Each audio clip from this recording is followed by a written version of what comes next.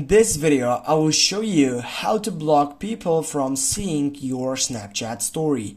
Firstly, if you want to take up that setup, for example, if you get up and take a Snapchat story right now, and if you tap on the left upper side on your profile icon, here you're going to be available to see your story. Now if you tap on that selection to take up and see your story, as you can see right down, you have these scenes on your side. And what you're going to do next to take off and simply just see whatever you want to take that section. What you need to do, you need to tap on your right upper side, and then as you can see you have just two options. But if you go and scroll up on that side and if you tap on the three dots, also it shows the same actions.